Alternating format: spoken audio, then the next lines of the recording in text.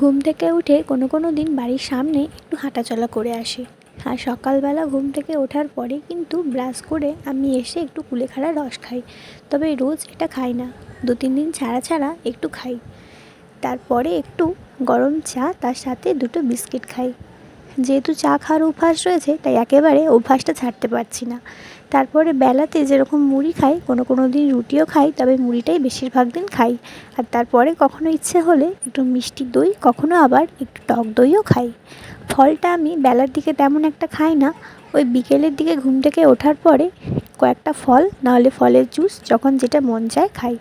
সন্ধ্যের দিকে মুড়ি খাই, কখনো আবার রুটিও খাই।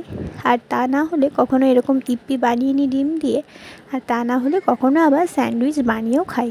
মানে রোজ যে একই খাবার খাই তা নয়, যেদিন যেটা মন চায় খাই। সেদ্ধ ডিমটা এখন আমি অ্যাভয়েড করছি, কারণ 4 মাস থেকে জানো তো আমার না আবার গা গোলানো ভাবটা শুরু হয়েছে।